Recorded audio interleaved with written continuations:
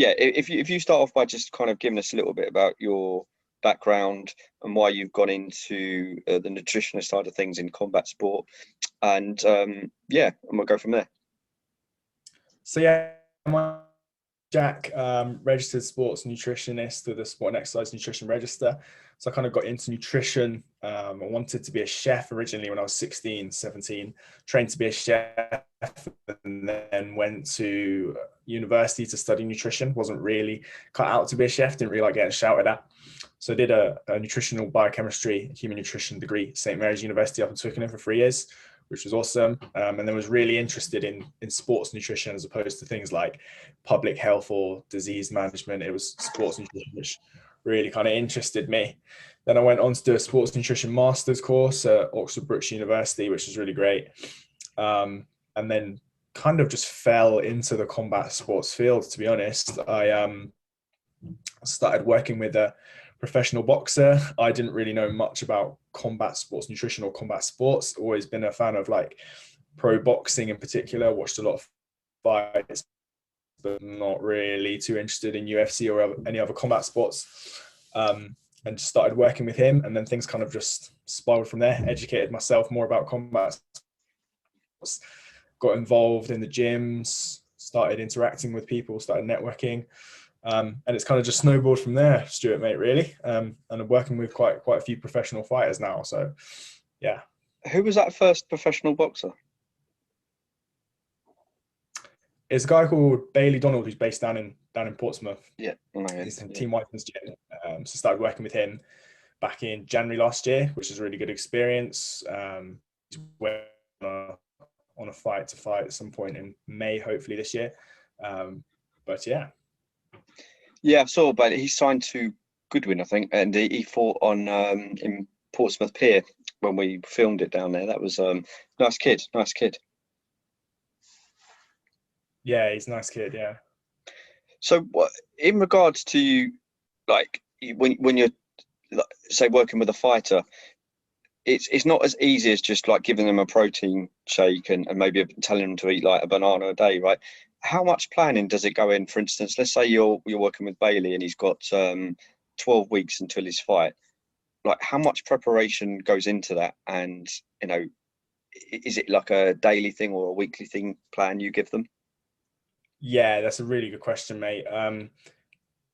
The answer is it depends. For someone that's maybe of an amateur level, I will work with them pretty much, like you said, they're on a weekly basis, so the support doesn't need to be as hands-on.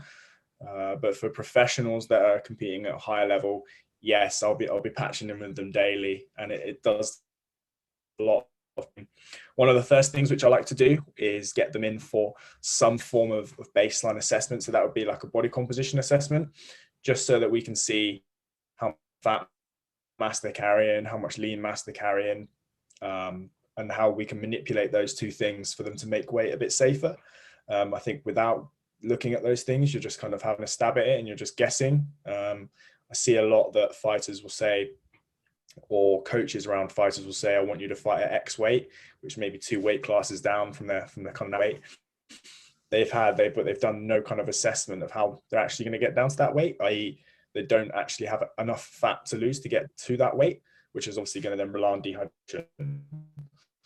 Another test which we'll run will be like a resting metabolic rate test, which is a really easy test, which basically the fighter will just have to lay down, and I'll basically put a mask on them and measure their CO2 output and O2 input, which will basically tell me how many calories which they as an individual burn at rest per day, which then gives me the sort of like the baseline or the stake in the ground to then plan their diet around their training. I think without that, again, I've used prediction equations before. So you can use like basically, you can go on like a website and look at like EMI calculator and RMR calculators and stuff, but sometimes they can over or underestimate resting metabolic rate by like 400 or 500 calories. So you're either going to underfuel a fighter or you're going to overfuel a fighter. So if you overfuel them, they're not going to lose the weight which you lose. If you're underfueling them, then they're not going to be able to perform at what they could perform in their training sessions. So that's a really important test. And then, with the whole planning, I'll be in contact with like their S&C coach, their obviously like their boxing coach and the fighter themselves, just so I know what they're doing on a given day, so we can then program the nutrition in around their training sessions. So it is very bespoke, but I feel like with combat sport athletes, you have to be, just because of the whole factor is that they've got to make weight. So they're going to be in a calorie deficit, but they've also got to perform at a really high level, an intense level too. So it has to be quite personal and it has to be quite accurate to get the best out of them. Yeah. So to answer your question, sorry, I've kind of gone around the houses a little bit there, but yeah, it does take a lot of planning. Yeah. No, it's good. It's interesting. So, for instance, let's say a fighter's got he's been called up for a fight. I wouldn't say last minute, but he's been given 6 weeks, and he's got to lose X amount of weight. Like, do you? I'm assuming that you obviously don't recommend them to take on a short notice fight, but if they do, like, what sort of foods and nutrients do they need to take to lose that weight, probably in a quicker time scale than they would if they had 12 weeks? Wow, it depends kind of like where they're at. So there might be a fighter who may be in and around sort of their weight or not too far off it anyway, i.e. they've sort of been on it outside of camp and they've not put on too much fat mass, as an example.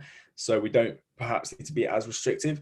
On the flip side, if they've ballooned up a little bit, or they've probably taken the foot off the gas outside of camp, and then like you said there, a fight camp has been a fight's been scheduled for say 6 weeks time, they'll basically need to have a little bit of a harsher or deeper calorie deficit and energy deficit to lose that fat mass, which is okay. We just need to make sure that we're doing things like getting enough protein in per day so that we're protecting any muscle mass loss. With the food that we are giving them, can we give them lower calories but higher volume? So can we give them lots and lots of veg so that they're not missing out on any like vitamins and micronutrients? And that, as a caveat, they're also feeling really full because they're eating a big plate of food, but it's lower in calories.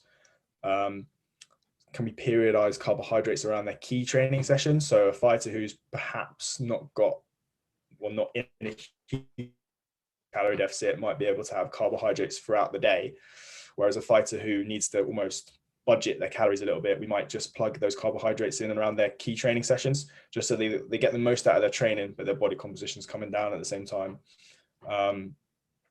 But foods wise, yeah, those are kind of the things which we'll try and look to do, making sure we're getting good quality protein in, spread throughout the day, lots of veggies at every meal, and trying to give them as much volume as possible. So when I say that, I mean big plates of food, and fibrous foods as well. So stuff like oats, fruit, veg, nuts, seeds, stuff like that, so that they actually feel full, so they don't feel the need to kind of overeat. And what about water intake? Yeah, that's a really good one. Something I get asked quite a lot is how much water should I drink? Varies per fighter. So as a minimum, we kind of do sort of a really easy equation where we just times 35 milliliters by the fighter's body weight. So that gives you like a baseline for basic fluid intake, as if they were just doing nothing all day. So I think for like a welterweight, it would work around like 2.5 liters a day, something like that. You would then measure how much sweat basically they lose in any given training session by weighing them pre and post. So say if a fighter weighed 70 kg before they did their boxing session and then 69 kg afterwards, they've lost a liter of sweat. So we then need to get at least a liter back in. So then that would bump their daily fluid intake from 2.5 to 3.5, possibly 4. So it's very individual per fighter, but typically you're looking at if I could give like a generic blanket line, anywhere from 2.5 to probably 4 liters is probably a good place to start. What's the danger in drinking too much water? It may be a silly question, apart from being overloaded. No, it's not a silly question. There's a thing called hyponatremia. So basically what it means is that I think there was like a case of like a Boston Marathon like donkeys years ago where people died from this because they drank too much water and basically flooded their brain. So if you think that if you drink too much water and there's not enough electrolytes in the blood to basically take that water and transfer it to the cells, absorb it, you're just going to flood your body with fluid. And obviously that then floods your brain as well. And then you can suffer a brain injury and die. So I think yeah, it's really crucial that fighters don't drink too much water. And I see a lot of fighters, more so in MMA or UFC, doing like water loads, but they don't really know what they're doing or sort like a professional help when they're doing a water load. And there's And only that really means where they're drinking like 2 gallons of water, like 8 weeks, and it's when they're increasing it, isn't it? Is that right? Something like that? yeah. So it's, I can't remember off the top of my head, but it's from a research paper. It's something like 100 milliliters per kilogram of body weight. And then they taper it down. So I think, yeah, if you were 70 kilograms, you would have 7 liters. Yeah. And then you taper it down to 15 milliliters per kilogram. So it's like, if you go Monday, Tuesday, Wednesday, Thursday, 7 liters, and then you would cut it. And then the caveat is that it stimulates a hormone called ADH, which then you basically trick your body into peeing out more water on like the weigh-in day or the day before weigh-in. But the problem is that fighters don't know the actual risks of doing that, and they drink like too much, and then that can then put them at risk of hyponatremia, which is, yeah, I always say that like not enough water, being dehydrated, can kill you, but also drinking too much water can also kill you. Yeah. It's a tricky one. One of the like practical ones as well is that I know that a lot of fighters don't like to drink like during sessions as well, just because if they drink too much water, they'll feel quite heavy. Like when they're moving around, they want to feel like light. So it's about trying to make sure that they're starting each session hydrated, and that they're conscious of what they're putting in afterwards. So they're not finishing a spar or a training session at 9 p.m. in the evening, going home, having a shower, going to bed. They are making a conscious effort of, okay, I need to rehydrate, obviously, before I go to sleep. Otherwise, that's going to affect like my quality of sleep. I might be restless in the night. My heart rate's going to go up when I'm sleeping, etc. So just trying to make sure that if they don't have a tendency to drink water during sessions, which a lot of them don't, making sure that they start each boxing session in a hydrated state. And electrolytes. A lot of people don't understand what this is. Could you just give a bit of an overview of how important it is to have electrolytes? Yeah, so what we were just saying there about basically getting the water into the cells in the body. So electrolytes will basically help with that process of getting the water into the cells, which is where it's needed. There's no point water just kind of floating around the body.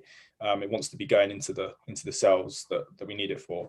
Electrolytes can help with that absorption process, and also help with things like muscle contraction. So stuff like magnesium and calcium are used for contracting muscle. So if you ever heard of getting cramps because you got like low magnesium levels, or you sweated too much, you lost too much sort of electrolytes, and you've got cramp, it's basically because those electrolytes play a crucial role in like muscle contraction. So if there's not enough of them in the muscle, it can't contract properly, and then you get those cramps. Each individual will have a different, we call it like a sweat sodium concentration. So you'll notice that between individuals, if you looked at 3 people in a boxing gym, there might be some who really got a high sweat rate, i.e. they give up a lot of fluid. There might be one person who hardly sweats at all. And then you might get someone who hardly sweats at all and is a really salty sweater, i.e. that like they've got like white marks on their clothes, which is obviously like sodium. And then you might get someone who's got like a really low sweat sodium concentration. They don't lose a lot of electrolytes. You can get like that measured. So there's a company called Precision Hydration where you can go and get your sweat sodium concentration actually measured. It's quite expensive though, but I would just urge or sort of recommend any fighters to just have electrolytes in and around sessions, or as a best case scenario, just add salt to your meals around training. So like if you've trained and then you're eating afterwards, just make a conscious effort to like put some salt on your main meal, just to help with that. I think salt is almost deemed as like the bad guy or like the enemy, like we shouldn't have salt. But if you think about it logically, when you're losing X amount of sodium or salt during training sessions 2-3 times a day, that needs to get back in somehow. So a really quick and easy tip is just to make sure that you're adding salt to meals. Obviously not stuff like or whatever, but yeah. Question on working with, or the difference between working with boxer and a mixed martial artist. Yeah, there's quite a few differences. Obviously, like the different types of training which they do. Mixed martial artists generally expend more energy in their sessions, just because they're doing a mix of kind of like grappling, striking, all sorts of different things, whereas boxing is predominantly just striking. So they tend to have a higher energy expenditure. Muscle soreness is a bit higher in MMA athletes, just because obviously they're getting hit more when they're doing sparring, and they're getting like body weight put on top of them and stuff. So muscle inflammation is a key factor in that as well. So we pay quite a lot of attention to rest days, because energy expenditure for those kind of athletes is actually higher on a rest day because the muscles recover more. So you think like rugby players, they get collisions, their energy expenditure the day after a match is actually pretty high because they're in like a recovery state.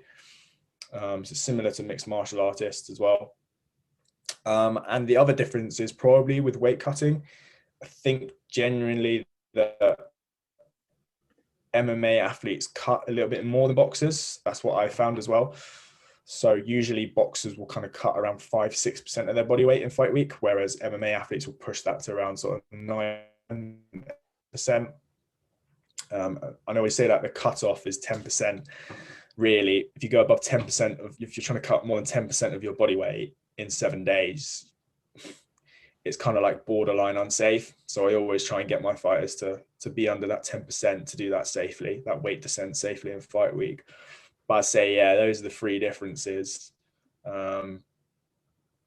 And I've also seen like mixed martial artists don't do a lot of kind of like run as well. I think boxing is more kind of like notorious for running, whereas mixed martial arts is not. But that's just like what I've seen with people I've worked with. So okay, let's say for instance like Ricky Little, because I know you work with Ricky. He's got a fight on the Friday, and it's like say the Saturday and Sunday, and he hasn't got much to lose. You know, yeah, not hasn't got much to lose, but you know, what sort of foods and kind of drinks would he be consuming, like say five days before weigh-in? And you know, he's relatively on the way, just got a little bit more to do. Yeah, so someone like Ricky is a really good professional, i.e. outside of camp, he eats well. In camp, he's really good with his nutrition. He's really dialed in on it. So he's never really too far off the weight anyway. He's usually hovers around 6 to 8% around above his weight, which is perfect. He'll come into fight week around 5% to lose, 4% to lose.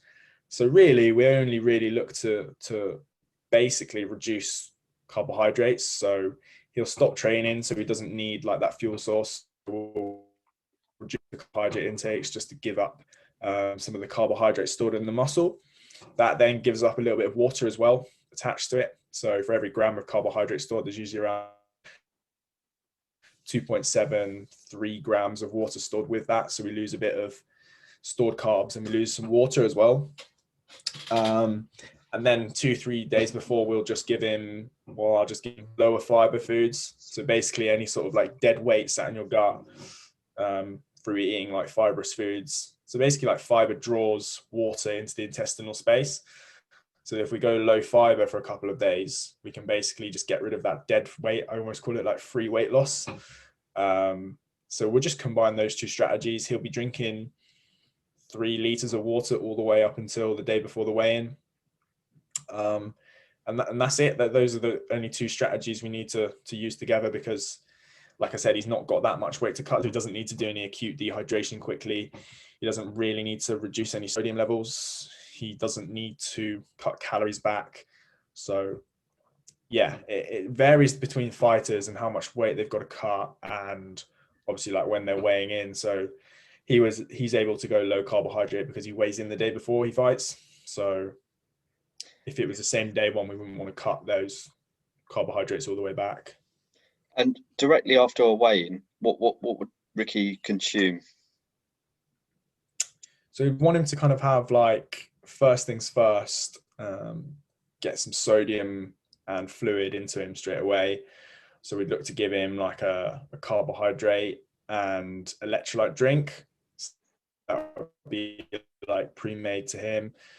And then after that, so hour 2, we probably want to give him some high carb, low volume snacks. So like small snacks, but high in carbohydrates. And then hour 3 or 4, we'd want him to go get like a main meal, which would be again quite carb heavy. But it might be something like pasta or rice or something that he's had in camp basically before. So we'll trial lots of different foods before he spars. So then we know, okay, we can then take that sits well in his gut, etc. He digests that where he likes that, and then we can then just give that to him after a weigh-in, or especially for a pre-fight meal as well, on the day of the fight, giving them something which they've had before, i.e. not just giving them something completely random that they've never had before. It's just not worth that risk, even if it is quote unquote healthy, or the hotel's doing it as an example. It's just not, it's just when, if you can control something like that, you may as well control it. So it's just not worth the risk. And what would be a pre-fight meal? Because I once saw Mikey Garcia that his ritual before fighting is pizza. Yeah, I'm that myself, and I've definitely not recommended that to anyone. But typically, we're looking at something which is low in fiber, so again, it doesn't sit in the gut. Low in fat, so again, it doesn't sit in the intestinal space. Moderate in protein, just to protect the muscle a little bit, and high in high GI carbohydrates. So high GI carbohydrates are more rapidly absorbed by the muscle. So if you have like oats or sweet potato, which are low GI, they stay in your system for longer so that you feel fuller for longer. That's why we're told normally to have like things like sweet potato, etc. We want basically the carbohydrates or the fuel which is going in to not be sat in the stomach. We want it going straight into the muscle, where it's going to be used when the fighter then steps in the ring. There's no point having some stuff sat in the gut when they need it in the muscle to tap into. So a typical meal would look something like some white rice with maybe some turkey or some white fish, maybe some nitrate rich food. You might look at giving them a bit of spinach or some beetroot, just with that. Or trying to think of another example, might be something like pasta. So like chicken pasta with just like a plain tomato-ish kind of sauce. Just so again, it's not like a cheesy, fatty, rich sauce. It's just quite high in carbs, and they can digest it really easily. For fighters, which I found sometimes they don't like eating a lot of food, you can do something like giving them some liquid carbs. So you could give them like a smoothie, so with like bananas, some oats, some honey in there, some frozen berries, something like that's a really good option. Or like a multi-transportable carb drink. So you can get, basically you can digest around 60 grams of carbohydrates an hour, but that's predominantly just from glucose, but there's a threshold. So you can actually consume up to 90 grams per hour if you use multi-transportable carbohydrates. So you got like fructose, glucose, maltodextrin, sucrose. So you can get like carb drinks like up to 80, 90 grams. So that's a really easy thing for a fighter to do as well. Like even the day before weigh-in, or the day after they weigh in, or fight day. So yeah, there's a couple of options there. It's really interesting to kind of get your take on that, because I've watched a lot of like the UFC blogs and seen a few boxing ones, and it's interesting to kind of see. Like I said, the weirdest thing was Mikey Garcia when he eats pizza before he fights. So seemed to work for him pretty much, didn't it? So yeah, it's one of those ones where like trying to find what works for you as an individual. Like some fighters will not want to eat like 5 hours before they fight. Some might be able to eat 2 hours before. That's why you trial it before sparring sessions, because sparring sessions are the closest thing to actual fighting, or like to fight night. So it's best to kind of trial stuff before. So we might like trial like different drinks, gels. If we're going to play around with anything like caffeine or something like that, we might play around with that before a spar. And another thing I guess as well is sparring at the time of which your fight's going to be. So if you're going to fight at 8 p.m, try and get most of your spars in at 8 night. Not, it's a bit pointless in my opinion trying to do like a spar at 7 a.m when you're going to be doing this, your fight's going to be at 8 p.m at night. Do you know what I mean? So that's interesting. Yeah, try and get the body kind of used to that time. But What athletes are you currently working with now? You've mentioned Bailey Donald. Obviously, you've got Ricky Little that I think you're still working with. Anyone else? Yeah, so I work with Idris Virgo, Channel 5, did some work with Isaac Chamberlain, working with another Matchroom fighter at the moment as well, and just a couple of amateurs as well. I work with a lot of amateurs just year round on their nutrition, but obviously amateur boxing is not really flying very high at the moment. So yeah, we're just working on things like practicing acute weight cut strategies, bringing their weight down, which they might put on over lockdown, stuff like that. So yeah.